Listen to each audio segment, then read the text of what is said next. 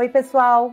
Sejam bem-vindos ao JP Conecta, o podcast do Comitê de Jovens Pesquisadores da Sociedade Brasileira de Química. Eu sou Eduarda Moreira, doutora em Ciências, especialista em jornalismo científico e integrante da equipe de boletins e podcasts da JP. Eu sou Caio Pink, doutor em Ciências, trabalho com Química Forense e Análise de Dados e também integro a equipe de boletins e podcasts do comitê. Esse é o primeiro episódio de um novo formato de podcast que a gente quer propor aos nossos ouvintes. Esperamos que vocês gostem. Aceitamos as críticas, sugestões, sempre com muito carinho, para melhorar cada vez mais e atender aos interesses dos jovens pesquisadores associados à SBQ. Hoje a gente vai falar sobre os direitos dos jovens pesquisadores em nível de pós-graduação. De acordo com a legislação, mestrado e doutorado são reconhecidos como graus de formação da educação superior, o que afirma a condição de discentes dos pós-graduandos. Mas o ingresso na pós-graduação prevê como requisito a conclusão de uma graduação, o que explicita que esses discentes são também profissionais formados. Dessa maneira, os jovens pesquisadores em nível de pós-graduação vivem uma condição híbrida, porque são ao mesmo tempo discentes e profissionais. O dossiê Florestan Fernandes, elaborado por pesquisadoras do Centro de Estudos e Memória da Juventude, em parceria com a Associação Nacional dos Pós-Graduandos, a ANPG, foi lançado em 2023 e traçou um amplo panorama sobre a condição dos pós-graduandos na formação e no mercado de trabalho no Brasil, trazendo reflexões interessantes sobre essa questão. O documento menciona que, ao serem reconhecidos como discentes, os pós-graduandos passam a ter acesso a um conjunto de direitos efetivamente importantes ao seu processo formativo, como a liberdade para definir o seu objeto de pesquisa, a oportunidade de cursar disciplinas relevantes para a sua formação, além da possibilidade de concorrer a bolsas de estudos ou apoio financeiro para participação em eventos científicos. No ano de 2024, já depois do lançamento do dossiê, duas leis muito importantes de direitos para estudantes, que incluem também os pós-graduandos, foram aprovadas. A Lei Federal número 14.914, que inclui a Política Nacional de Assistência Estudantil, visando ampliar e garantir a permanência de alunos em universidades e institutos federais. E a Lei Federal número 14.925, que permite a prorrogação de bolsas e prazos para a conclusão de cursos de graduação ou pós-graduação para pais e mães estudantes, em razão de nascimento ou adoção de filhos. Mas como os pós-graduandos também são profissionais formados e desenvolvem um trabalho de pesquisa, é urgente que sejam debatidos os direitos específicos a esta condição de hibridez. A própria ANPG propõe a criação de uma cesta de direitos básicos para pós-graduandos, que incluem direitos estudantis, trabalhistas e previdenciários. Para ajudar a gente a entender como andam as discussões e mobilizações nesse sentido, a nossa convidada de hoje é a Selma Bazan, doutora em Química e residente pós-doutoral na UFMG. A Selma tem experiência na área de Química Teórica e Computacional, foi vice-presidente regional Sudeste da ANPG durante a gestão de 2022 a 2024 e atualmente integra a equipe de Relações da JPSBQ. Selma, bem-vinda, muito obrigada pela sua presença aqui hoje. Oi, gente, muito obrigada. Eu agradeço o convite de poder estar aqui conversando com vocês, conversando com os nossos ouvintes. Selma, eu queria começar te pedindo para explicar por que é tão complicado e, ao mesmo tempo, tão importante a gente definir quais são os direitos dos pós-graduandos nesse contexto que a gente descreveu anteriormente, né, em que eles são tanto estudantes quanto profissionais. Essa pergunta, ela é muito importante por conta de que essa hibridez faz a gente estar numa situação frente a direitos muito complicada. Porque, ao mesmo tempo, né, como vocês muito bem explicaram, nós somos estudantes, ingressamos, né, como estudantes e somos vistos como discentes perante a universidade, mas o que a gente desenvolve é um trabalho.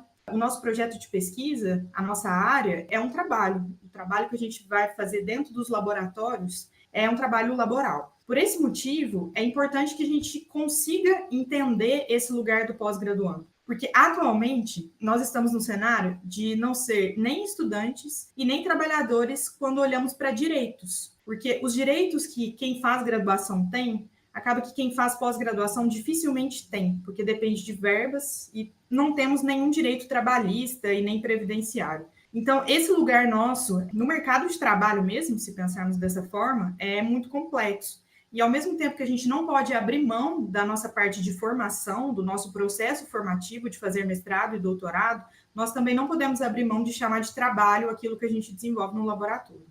acaba ficando uma coisa meio assim, a gente ocupa duas posições e não tem o direito de nenhuma delas, porque a gente é estudante e é Exatamente. trabalhador e não tem nem direito estudantil e nem direito trabalhista. Então, a gente precisa lutar por esse espaço e por direitos que caibam nesse espaço específico da posição dos pós-graduandos hoje. Exato. E aproveitando que você já mencionou que nós temos direitos, a gente sabe que o pós-graduando tem uma série de deveres para cumprir, seja com relação a prazo, número de créditos, entrega de dissertação ou tese. Temos uma cobrança sobre a publicação de resultados na forma de artigos, capítulos de livros, uma produção científica mais robusta. Queria que você pudesse explicar para os nossos ouvintes quais são os direitos que hoje os pós-graduandos têm no Brasil.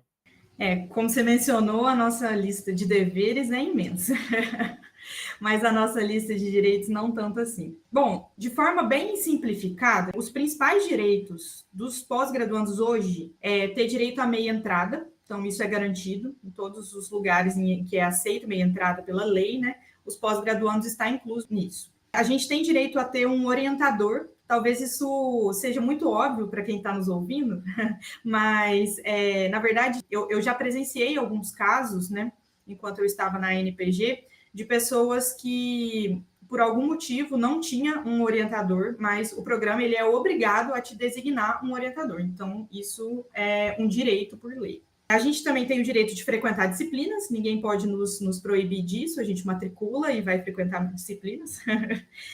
A gente também tem direito a ter um representante discente que possa nos representar frente aos espaços de decisão da universidade. Nós chamamos de espaços colegiados. E, por lei, nós também temos direito à licença maternidade por 4 meses. Então, essa regra também permite que há uma prorrogação da bolsa por 4 meses. De resto, nós não temos exatamente direitos, nós temos possibilidades. Nós podemos pleitear uma bolsa, que vocês já tinham mencionado, né, na introdução. Podemos solicitar, por exemplo, apoio para ir a eventos, né, a congressos, né, viagens aí científicas. E podemos solicitar prorrogações, sejam elas, né, de bolsa ou do próprio mestrado, doutorado sem prorrogar a bolsa, e trancamentos. Mas por que eu disse que são possibilidades? Porque aí fica a cargo do programa de pós-graduação. Ele pode aceitar ou não. Na questão das bolsas, fica a cargo da disponibilidade, né, do ranking das bolsas. Então, não é exatamente um direito, porque se fosse um direito, todo mundo ia ter bolsa, todo mundo ia só simplesmente falar, olha, eu vou ter que prorrogar aqui o meu mestrado 3 meses por questões de saúde pessoais e estaria automaticamente prorrogado. Mas não é assim na prática. Então, nesse caso, não são exatamente direitos, são possibilidades. Perfeito. E Selma, aproveitando, você trouxe um ponto bastante importante sobre a questão da maternidade. Essa é uma reivindicação já bastante antiga das pós-graduandas com relação ao período de gestação e maternidade. E esse direito, ele só foi conquistado em 2024, então ele ainda é muito recente dentro da pós-graduação, mesmo que ele já seja assegurado há algum tempo pela legislação trabalhista. Então eu queria saber como que foi esse processo de consolidar esse direito e como que o sistema de pós-graduação ainda tem uma visão muito focada unicamente em produção, em detrimento das nossas decisões pessoais e planos familiares. O que a gente tem hoje, que era uma pauta de muito tempo da NPG e foi uma conquista esse ano, é que a licença maternidade agora, para pós-graduandas, é uma lei. O que nós tínhamos antigamente eram portarias. Então, o CNPq, desde 2006, permite a prorrogação de 4 meses da bolsa para bolsistas, né, que tiverem um filho durante o período da pós-graduação, e a CAPES desde 2011. Então, assim, tem algum tempo, mas não tanto tempo assim. Se a gente imaginar a história da pós-graduação no Brasil, né, é uma conquista, digamos que recente.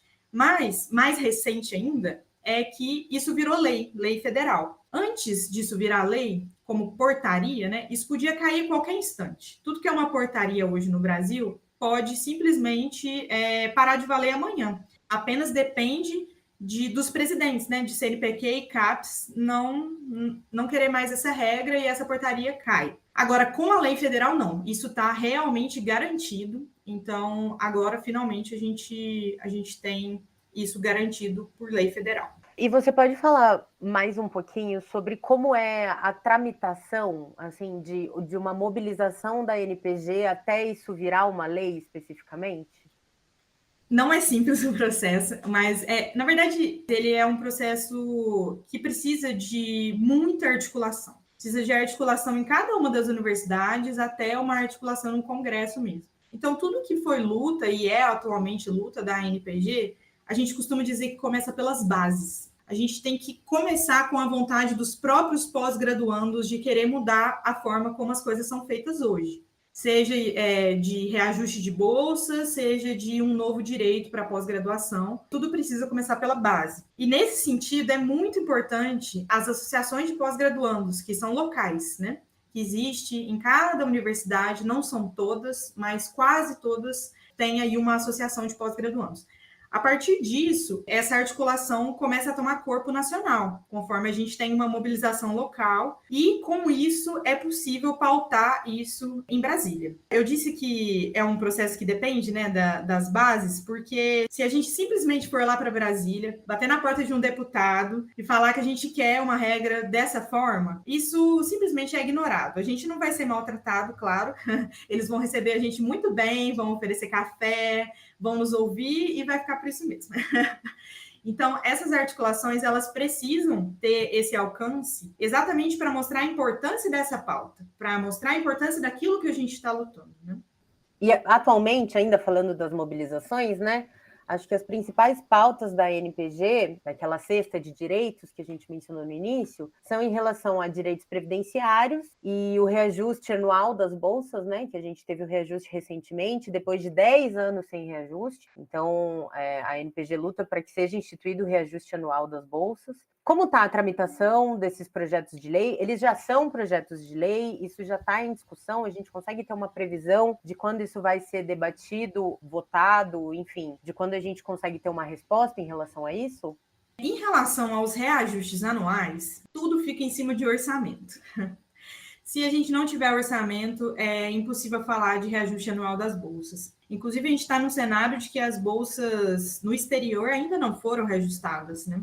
Isso cria um grande atraso na nossa internacionalização. Mas, em relação ao reajuste das bolsas, então, a gente precisa muito de orçamento. A partir de orçamento, é possível pautar isso dentro de CAPES e CNPq. Esse debate está sendo feito, a NPG está semanalmente na CAPES e no CNPq falando sobre isso, dessa importância de que a gente não perca o nosso poder de compra. Porque o que aconteceu com a gente de 2013 a 2023 foi um total retrocesso na carreira de quem quer fazer mestrado e doutorado. A gente ter o valor da bolsa de 2013 ser o mesmo valor da bolsa até final de 2022 é inaceitável para quem quer fazer mestrado e doutorado. Então, a gente quer fazer o máximo para impedir que isso aconteça novamente e para garantir que a nossa carreira seja valorizada.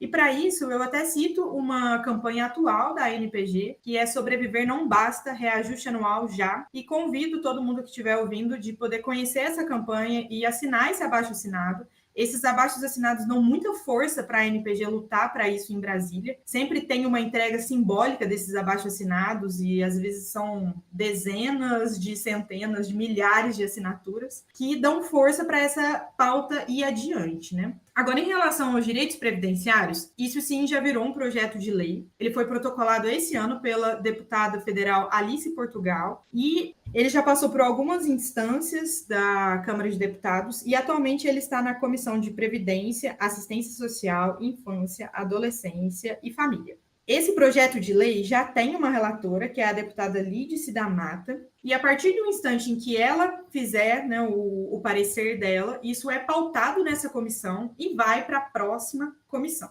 Aí ainda faltam 2 comissões para serem passadas, que é a Comissão de Finanças e Tributação e a Comissão de Constituição, Justiça e Cidadania. A primeira delas é para ver a viabilidade disso financeiramente e a segunda é para entender se isso não é inconstitucional, nem algo do tipo. Passado em todas as comissões, e aí vai para o plenário, e aí os deputados votam, se isso for aprovado, vai em segunda instância, e por fim, o presidente assina. Então, são uma série de etapas. Não é simples, mas tudo o que acontece dentro da Câmara de Deputados e dentro das Assembleias Legislativas também, se a gente falar sobre leis das FAPs, por exemplo, é esse processo. Não tem muito como encurtar esse processo, digamos assim. Mas tem uma coisa interessante sobre esse PL, né, de direitos previdenciários, é que ele foi anexado a outros PLs que já existiam anteriormente. Um deles é o PL de 2015, que trata sobre bolsistas em geral e não especifica mestrandos e doutorandos.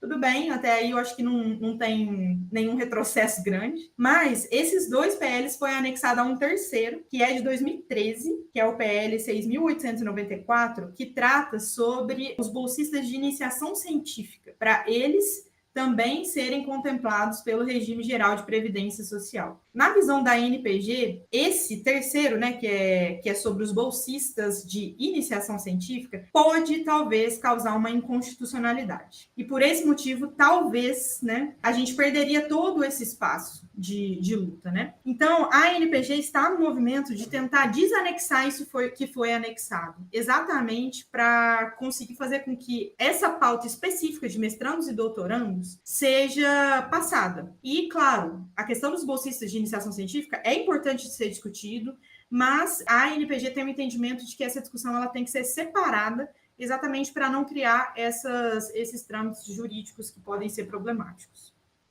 É bastante juridiquês para a gente entender e para lidar, para conseguir garantir os direitos aí.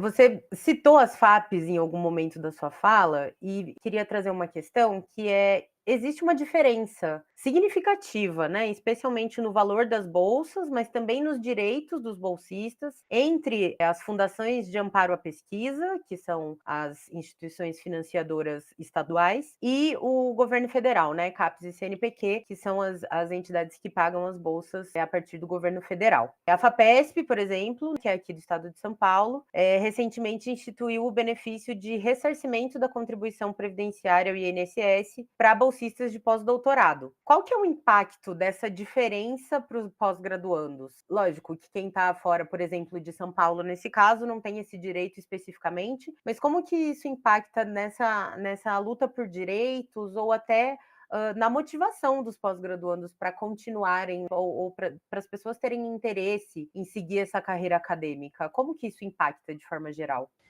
Essa decisão da FAPESP foi muito acertada de entender que, a partir, né, do instante que a gente está ali fazendo pós-doutorado, se há alguma dúvida que mestrandos e doutorandos são trabalhadores, não tem como ter dúvida que pós-docs são trabalhadores. Então, a FAPESP foi muito pioneira de ter tomado essa decisão. É claro, né, é difícil comparar ela com outras FAPs, porque ela tem um orçamento incomparável. Então, acaba sendo difícil a gente dizer que as outras FAPs deveriam seguir a FAPESP imediatamente. Não é tão simples assim, né? Mas, ao mesmo tempo, a gente entende isso como uma decisão muito acertada. Eu acho que essa divergência que existe entre a FAPESP e todas as outras FAPs causa uma questão de uma regionalização, né?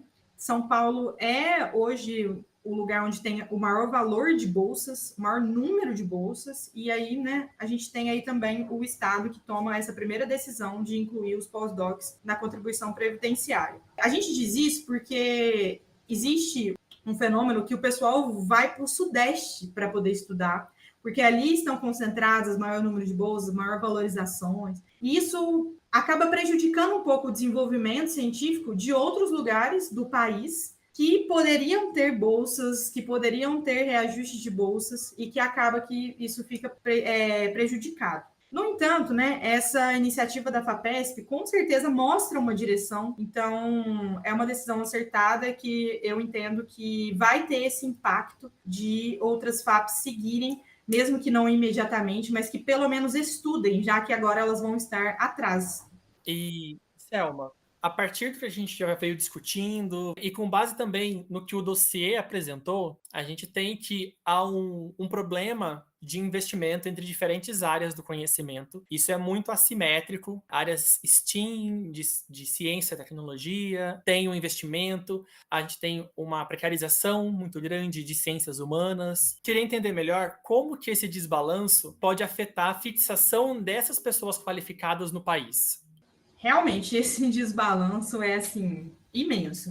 O CNPq e a CAPES, eles têm feito alguns acenos na direção de tentar igualar, digamos assim. Igualar é uma palavra forte, mas assim, de tentar valorizar outras áreas que são naturalmente desvalorizadas, como você citou, das ciências humanas, né? Esse desbalanço prejudica muito a nossa formação nessas áreas, porque quem faz mestrado e doutorado em áreas que não têm essa valorização, dificilmente tem bolsa, né? Vai ter bolsa só em programas que forem conceito CAPES 6 ou 7, né? Ou às vezes o programa tem 3, 4 bolsas, né? Na realidade nossa da química, né? Isso é muito pouco, né? Nos programas aí, se tiver 3, 4 bolsas, é muito pouco. Mas isso é a realidade em grande parte dos programas de ciências humanas, da área da educação. Isso prejudica muito, porque a gente acaba não incentivando a formação de jovens pesquisadores nessa área. E isso, sim, escala de problemas, né? Porque depois a gente vai parar de formar essas pessoas, vai parar de ter essas pessoas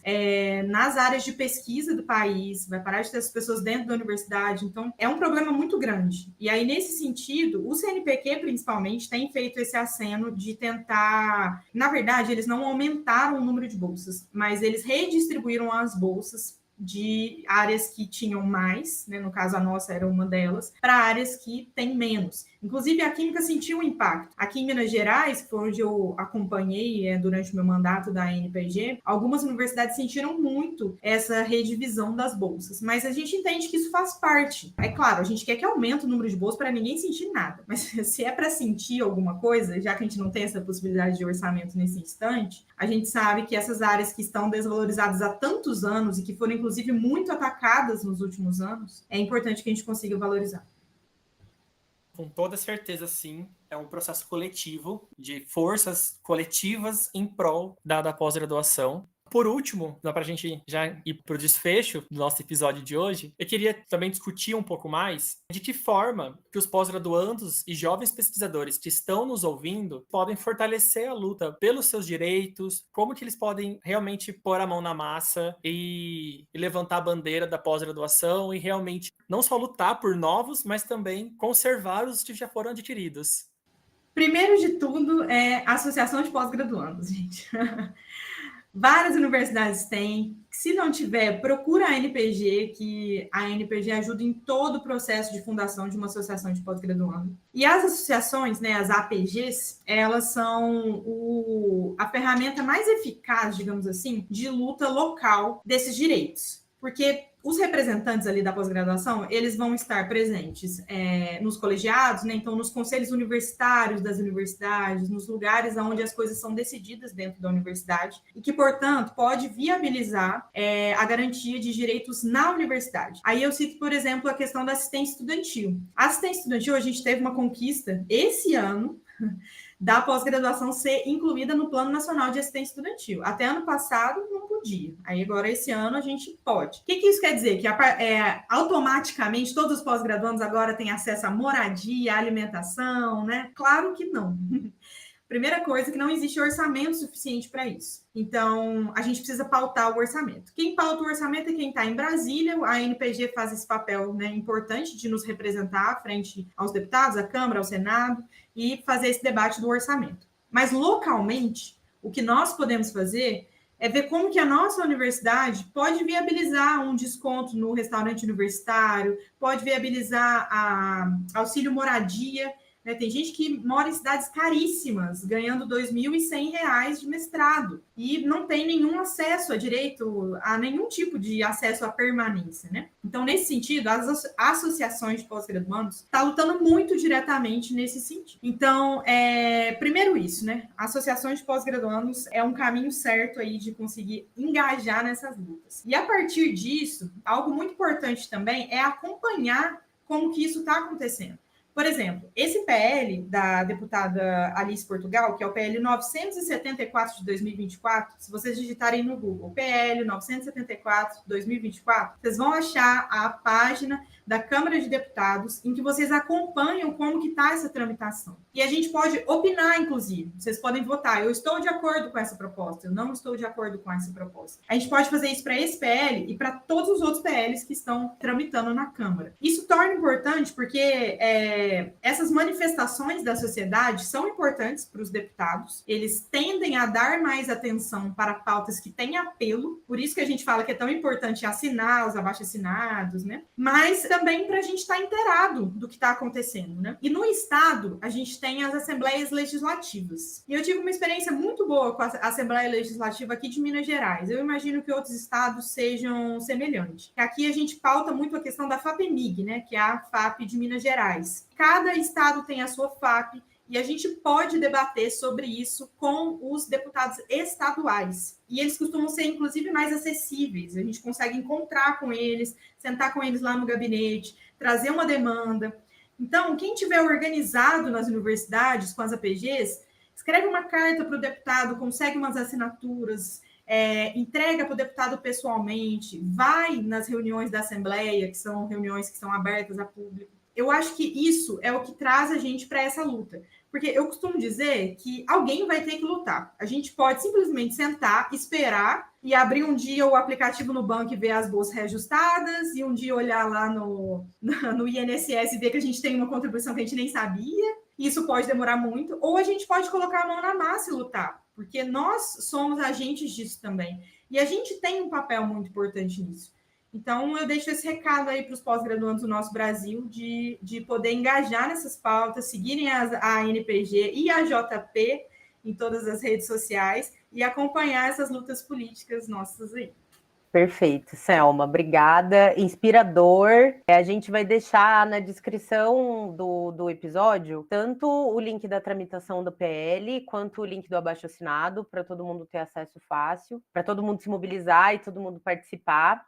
Queria agradecer imensamente a participação da Selma aqui hoje, agradecer a sua disponibilidade, né, em colaborar com essa discussão, colaborar com essa mobilização. Você é uma pessoa que sempre esteve envolvida politicamente e é inspirador mesmo ver esses nossos representantes tão mobilizados e tão engajados. Então, muito obrigada também pela sua atuação política. Eu acho que essa discussão ela é muito relevante para todos os jovens pesquisadores, não só da área de química. Então, a gente fala aqui a partir da Sociedade Brasileira de Química, mas a gente espera que essa discussão chegue nos pós-graduandos de todas as áreas do conhecimento, para a gente continuar debatendo e se mobilizando juntos. Com certeza. Gente, eu queria agradecer muito esse espaço da gente poder dialogar sobre isso. Eu espero que a gente possa ter mais espaços assim, né, de debate. A gente sempre tem esses espaços nas nossas reuniões anuais, né? Mas, né, se outras pessoas de outras sociedades brasileiras, né, da física, né, de outras áreas aí que são parceiras nossas, estiver nos ouvindo, é muito importante que a gente possa debater esse tema em outras áreas também, né? Então, agradeço muito o convite da gente poder conversar e me deixo aí à disposição no que puder ajudá-los, no que puder contribuir para esse debate. Muito obrigada. Obrigada a você, Selma. Se você ouviu até aqui e gostou, avalie o episódio com 5 estrelas, compartilha com seus colegas de laboratório e deixe um comentário contando o que você achou desse novo formato. A trilha sonora é do Free Music Archive e a nossa identidade visual foi desenvolvida pela equipe de design da JPSBQ. Esse episódio foi apresentado e produzido por mim, Eduarda Moreira. E por mim, Caio Pink. A Carolina Ligiero também fez parte da equipe de produção. Todos os nossos episódios estão disponíveis nas plataformas de áudio e no nosso site. Logo a gente volta para falar de outros temas de interesse dos jovens pesquisadores com convidados super especiais. Fiquem ligados nas nossas redes sociais para não perder nenhuma novidade e até a próxima!